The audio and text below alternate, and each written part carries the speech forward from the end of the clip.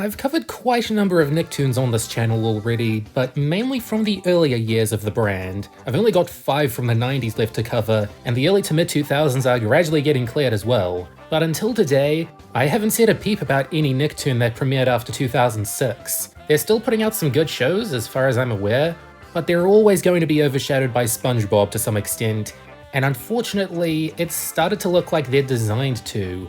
Before I jump into these newer generations of artists, I guess it would be reasonable to see how Nickelodeon has handled newer cartoons from older guards. Since Jimmy Neutron's one of my favourite Nicktoons, I wondered how I'd feel about its studio's second Nicktoon, Back at the Barnyard. If there's one thing us Kiwis are good at, it's farming, so you'd think this one would have home advantage, right?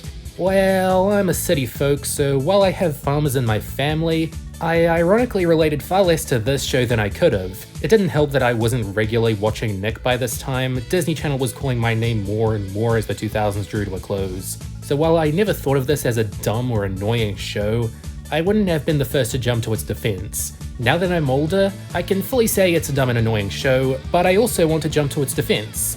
In certain places. Now let's see what we got in the dairy section. No, not the dairy section. 2%, 1%, half and half. Why are you squirting yourself? So what if it was apparently all downhill after Avatar? There's gotta be some redeeming parts of this loony farm. This series was the brainchild of Steve Oedekerk, a pretty prolific comedy writer in the 90s, penning episodes of In Living Color and movies like Ace Ventura When Nature Calls and The Nutty Professor. On top of being a writer, he also founded the production company O Entertainment, which helped out on the Jimmy Neutron franchise created by John A. Davis. It wasn't the sole production house, DNA Productions handled the animation. So what do you want me to say now? But O was where the movie and episodes were written. Unfortunately, DNA Productions was a short-lived studio in the long run, so after the Ant Bully released and Jimmy Neutron wrapped up, it shut down. But O Entertainment was cool enough to expand their animation division and rehire many of the DNA employees under the new branding of O-mation on the first installment of the Barnyard franchise, Barnyard, released in theaters on August 4th, 2006. Nick had no new cartoons that year for the first time in a decade, but it did have a movie where Paul Blart and Monica Geller get together. This was Steve Oedekerk's baby. It was entirely produced by his studio, and it's the only movie he completely wrote, directed, produced, and acted in.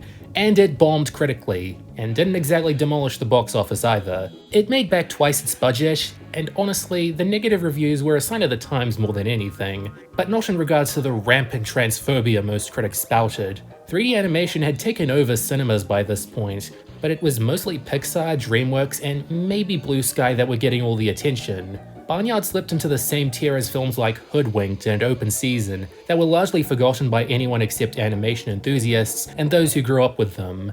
But that isn't where the story ends. Despite the bad reviews, much worse than those for the Jimmy Neutron movie, Nick decided to give Barnyard a spin-off TV series as well, possibly to mend the film's image, possibly to give O-mation something to do, or possibly because they love to make decisions only a Martian can understand. Whatever the case, Back at the Barnyard premiered on Nick on September 29th, 2007, and reviews tended to be just as lackluster as for the movie. Not quite as scathing, but it was hard to find love for it for most of its run. We were reaching the era of teens and 20-somethings complaining online about how far Nick has fallen, without actually watching much of the shows they were opposed to, because they were for kids. Like, you can feel that way about kids' media as you grow up all you want, just don't lose perspective of who it's made for.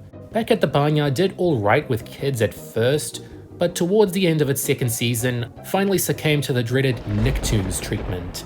After almost a full year of no new episodes on Nick, the remaining 5.5 episodes were dumped on the Nicktoons channel in the fall of 2011, with the finale airing on November 12th. 5.5 episodes isn't that bad, all things considered. There are plenty of Nicktoons that have burnt off more.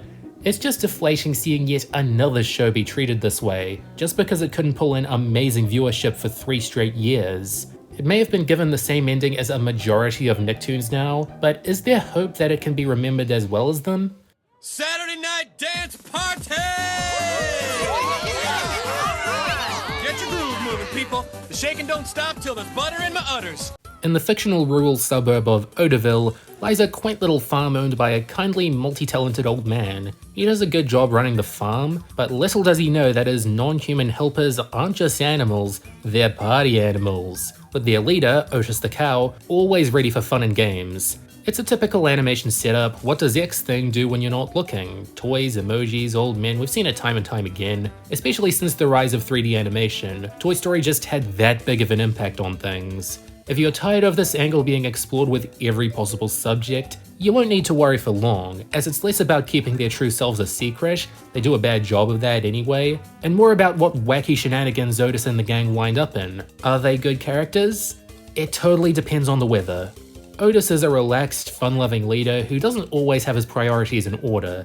He's mostly dependent on the jokes to be a fun character, so when the show's more jokey, he's more jokey, and they're both more entertaining. Because when it isn't so chill like Otis, it reveals some of his bigger character flaws. But that's where Pip comes in, a Mexican mouse who will sometimes be the more level-headed voice in their plans. Still part of the fun, but not as much of a goof, making him a suitable sidekick. Not an angel on his shoulder, but more of a good friend. Abby's a spunky, competitive cow who has a more southern accent and heritage. She can bounce off Otis pretty well, but they choose to do the typical reluctant romance cliches after a while, and despite Bessie being her best friend, it doesn't really feel like she hangs out with her that often. And that's a pity because Bessie is a fairly funny character. She's sassy and wants almost nothing to do with the other's shenanigans. We find out later she has a good reason for this, but if they absolutely need a skeptic or a party pooper, Bessie will bring some humor in that regard. Pig is some sort of hog that relishes in being kinda gross, but also knowledgeable about the weirdest things. A lot of what you'll like about him comes down to the personality. He's kind of dense, but generally pretty optimistic. Helps that he's in touch with the fans of the show. Freddy the ferret and Picky the chicken are an odd duo. While Freddy's a neurotic, schizophrenic carnivore who sometimes tries to eat Peck, they get along and are able to provide their own comic relief. It seems that Pecky's one of the smarter and more rational characters on the farm, so there's that. Duke is the sheepdog and closest to the farmer, so his prominence comes and goes over the course of the show. Sometimes he's one of the pack, other times he disappears for episodes at a time. Clearly not the top priority, and it feels like one of the staff writers had a dog that looked like him and his kids really wanted him to be in the show. That's the vibe he gives off. Frankly, Farmer Bayer himself isn't as boring as he looks. He has a wide range of bizarre hobbies, and has his moments to be quirky. If he was a more omnipresent figure, I'd probably like him more, but it's pretty clear he isn't meant to be a major focus. Mrs. Beatty, on the other hand, is a woman who lives near the farm who always knows what the animals are up to and spends her days trying to catch them in the act. Unfortunately, she always ends up looking crazy to everyone else, and probably is in some way. You can never feel too bad for her, since she's a blatantly antagonistic figure, but your tolerance for this sort of routine will definitely dictate whether you like her. I do not. There's some good episodes to her name, but they put most of their effort into framing her as a mentally frail woman with a disinterested, seemingly depressed husband, and it just starts from there. Is there room for these jokes in a kids show is my question. Snotty Boy is the Beatty's nephew and a very naughty child, always bullying the animals and being rude to everyone around him. I know he's a meme, but man are his appearances just as big of a mixed bag as Mrs. Beatty's. For being one of the only child characters in a show made for the first kids network, I can't see most kids liking him unironically. Bigfoot is also a character on the show, and he's depicted as some sort of beloved public figure, sometimes a superhero, other times a celebrity. Seems like a lol random addition, but they get better stories out of it than you'd think. He's a pretty interesting character on his own. In the intro, you can see two pizza delivery guys, but they stop being important almost immediately. They get all the jokes they could out of them in the movie and early part of season 1, which should tell you that they weren't clicking. It was smart of them to drop them unless they could be absolutely essential, which is care and consideration for the characters. So, which character's my favorite? I was pretty positive on Pig and Bessie, but I would pass on them in favor of Hilly Burford, the Otisville news reporter with the most beautiful voice you'll ever hear. Oh, now, breaking news! Cowman, the Tri-State's greatest superhero, has become a super menace! So much passion, so much adoration for the art of news reporting, and he's one of the more appealing human characters to look at to boot. It's really John DiMaggio bringing him to life though. He can make an amazing co-lead, but even his smaller roles like this can have so much life. In general, the voice acting in this show is pretty top notch. When the writing and animation aren't up to code, you can at least rely on the performances to be funny, spirited, and expressive. I know the voice acting's been good in nearly every show I've ever covered, but I'm mining for brilliance here. She call me Mr. Bombastic, very fantastic. Speak of the devil! The original Barnyard movie, or Barnyard 06 as it's called by the fanbase, is a really strange movie, let alone a really strange kids movie. It's all about Otis goofing off in the face of mounting responsibilities, but his father Ben, played by Sam Elliott, gets killed by coyotes and he needs to take over the barn. The problem is, it takes way too long for his character to develop for the better. That's a common problem in some kids movies of this era. They don't feel like kids can relate to an adult protagonist if they don't act childish for over an hour. But the biggest problem with the story to me is that it oddly feels too adult. Like when the barn throws parties, it's meant to look like a nightclub, and I can see the coyotes being too scary for the kids who just wanted to see a funny animal movie. At the same time, it wouldn't look appealing to older kids for that very reason, so who was it made for? It doesn't help that the roster is pretty different to what you get in the show, so do you need to watch the movie if you want to get into the show?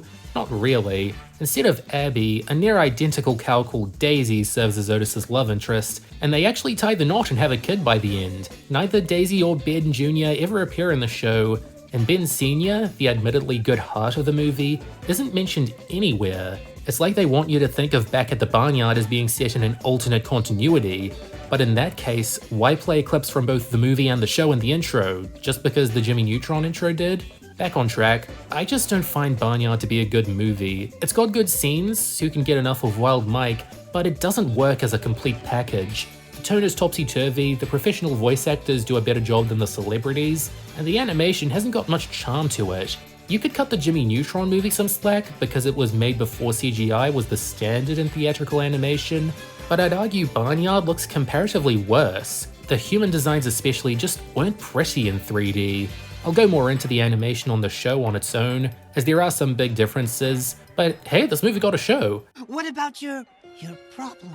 Freddie, I am not accident prone, I swear. I really don't know how these silly rumors get started.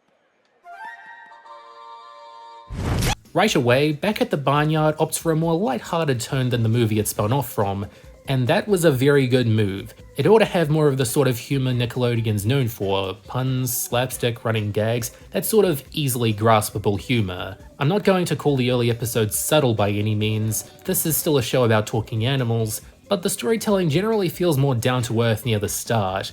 They're still tied to the farm and what can go on there. They'll usually have people like vets and news anchors come to the barn and bring their own variety of jokes to spice things up, before they felt more comfortable getting the barn animals out in the world. Even when they leave, chances are the locations will still feel pretty rural. They've got a world to set up that they don't quite want to betray yet. As the season goes on, they start to branch out into new locations and scenarios more frequently, but still have a pretty standard, some might say generic, sense of humor about it. You won't really get a lot out of some of these episodes unless you're like 4 and this is the first Y7 cartoon you've ever watched. But even in these early episodes, there's a few jokes that are legitimately well constructed and defy the show's meager looking expectations. Everyone remembers their first viewer mail, the earliest instance of the show chipping away at the fourth wall. And the vocal deliveries of some of these jokes do so much in making them more enjoyable. While not to the same degree as the Angry Beavers, there's a very casual dialect throughout these exchanges that makes them more relatable. And when scenes like this start cropping up, good heavens, you're gonna need to find a way to relate to it. Despite the better instances of writing and delivery, it's never able to hide the fact that the show isn't a looker. These aren't the most photogenic character models, and the colors are all over the place. I will admit though, that the show probably looks a bit nicer than the movie. Of course, the models are a lot less detailed, which can best be seen in Pig's less muddy appearance, and Freddy's near complete lack of fur. But look, they needed to get these episodes finished in a matter of weeks. I think cutting back on small details made the overall show more efficient. And if you're a 3D animator, you can tell that more of the motions have been tweened, like they didn't have time to make the movements and posing that elaborate. For a show that's trying to be extra surreal and cartoony, I guess I can cut them some slack for the less realistic movements, but it doesn't automatically save the uncanny design work. I've seen a lot of shows based on DreamWorks movies recently that go for a more stylized 2D style, and it makes me feel like if Barnyard was made yesterday, and Back at the Barnyard today, it could have gotten away with being a 2D show, and a decent looking one at that. Alas, this show about farm animals clearly needed to be produced with cutting-edge technology. Okay, these title cards are probably ahead of their time in some way. Wow, saving that race of mole people from those giant evil bloodworms at the center of the earth was cool. Yeah. Definitely one of our better adventures. I still can't believe they made Pig their emperor. Where else was the show heading? Season 2 of Back at the Barnyard is absolutely drowning in surreal and self-aware humor. Oh! I abused my power and I learned nothing. Oh, we're great. Whatever reality the franchise existed in before is being warped into a complete cartoon fantasy world. Dreams within dreams, treks through snowy mountains, and a fairy tale. Otis's first action after becoming a cop being to harass a black man. Wait, what? Goes without saying that season 2 is far more satirical as well. Where else are you gonna find this brutal, cathartic punching up towards the cloning industry and mole people? Honestly, the jokes are getting so absurd and cheeky that I actually found myself becoming more of a fan of the show. I was genuinely getting more excited for what each new episode could bring, and wanted to talk to more people about it, and I think that's a sign of a good show right here. Unfortunately, it reached that point a little too late. 2 seasons doesn't sound like a lot, but 52 episodes was a pretty standard length for a Nicktoon once upon a time. I don't think people would be that nostalgic for Ren and Stimpy if it only started making its most iconic episodes 4 seasons in. I'm still happy to have gotten at least one good season, if only it being good coming from how absurd the comedy got. It even looks a little nicer, like around 8 episodes in, they must have either upgraded to a better lighting system or started making the picture more saturated because it almost looks pleasant later on. Even that's a double-edged sword though. When you get to the finale, you might be scrambling for the go back button. There were issues with the show that could never be properly fixed, but at least they could make it funny, and that's the most important thing for a Nicktoon. You've probably seen these videos all over YouTube, but here's my top 10 list for this show. Anchor Cow snuck its way on here just by being a Hilly Burford spotlight. I have priorities, and making me empathize with his news addiction is pretty high on that list. Saving Mrs. Beatty was an early step in getting more surreal, with an adventure through a hospital. Legal? No. Insightful into Freddy's true feelings? Yes. The Great Sheep Escape is an odd spotlight for the sheep. Tired of Duke's tyranny, they plan on moving to New Zealand. They've got their hearts in the right place, but it's still a fun adventure to get them back and sorta mend their dynamic with Duke.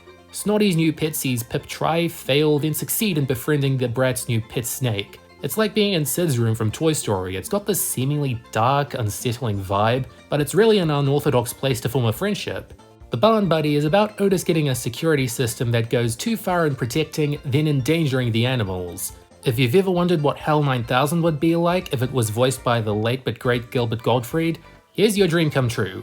Get Bessie not only asks a valid question about how the show's treated the character, not only gives the funniest answer possible, and not only has a classic guest appearance, but also, in a strange cosmic way, deconfirms that guest star's bestiality allegations.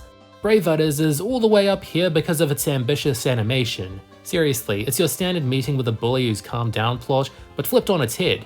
When Krauser Krebs goes berserk, you feel the rage emanating from him. Because of some uncanny but impressive animation and cinematography. They couldn't do stuff like this every week, so I'll take what I can get. Treasure Hunt sees our heroes go on a wild goose chase by some greedy crows, and while Everett, the oldest dog at the barn, puts up a good fight against them, the rest of the gang get into some wacky races. It's a fun, fast-paced adventure with enough physical and word-based gags to fill the whole running time. My favorite episodes just have to be the little Otis duology. It's so off-kilter. There's something so deranged about everyone getting resized clones of themselves, and them all being squeaky, exaggerated caricatures that have the energy of 10 farms. It's all on point, and they're high recommendations from me, unlike these 8 pieces of cud. Barnyard and Broomsticks, first of all, has nothing to do with bed knobs and broomsticks, and doesn't have the most clever or original jokes to make in the fractured fairy tale genre. The old lady having gas is the most memorable thing, and that's not good. Aliens was a bit of a disappointing finale. Pip and Bessie's feelings have already been explored a bit more seriously, and these alien designs are really ugly. That's probably the point, but they're bright to a fault.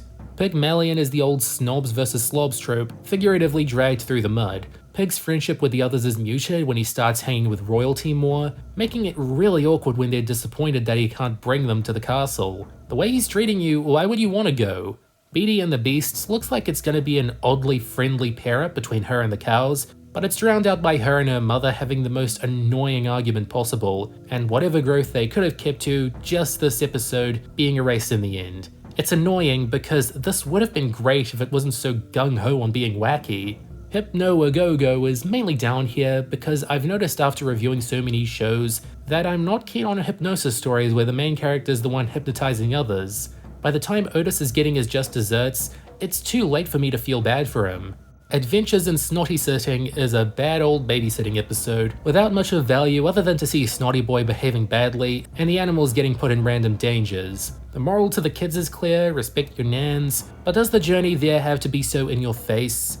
Dummy and Dummier feels like a retread of Flippy from Jimmy Neutron. That's a problem you'll only have if you're into both shows, but this one wasn't very good at hiding its first twist, that Freddy might not just be happening to cause problems whenever he's using the dummy. Not a very nice episode either, if that's what could mend it. My least favorite episode, surprisingly, is the pilot, the good, the bad, and the snotty. It throws you into the deep end of Snotty Boy at his most annoying, and it's not like the animals are portrayed very sympathetically with the pranks they pull on him. It felt like they were presenting the audience with chaos first and characters last, which wasn't a good look for those who were introduced or heavily modified. It's best you don't judge this show by its first episode. Back at the Barnyard needed more time than it was given to truly flourish. While the comedy was able to defy my middle-of-the-road expectations after a while, developing a distinct snarkiness that I could appreciate, comedy only carried them so far. The characters in many of the stories have their worth, but the overall presentation left something to be desired. I guess it's not a bad thing that I wish there was more time and money put into making a more refined production, and at least the writers had their fun and I can't fault that. They didn't stamp over anything all that meaningful. This show has some classics, but I wouldn't blame you for ignoring it when bringing up the better Nicktoons of the past 15 years. It isn't a looker, and it didn't get off to a smooth start. But just hearing the characters talk and seeing them get into such strange troubles, I really got the impression that the writers were big fans of Golden Age cartoons and the older Nicktoons, and wanted to marry the two in this bizarro off-color meta jamboree. It may not have landed every time, but that's just the way those animals roll. Goodbye for now. An all-new full hour of Pokemon Advanced Battle now continues here on Kids WB.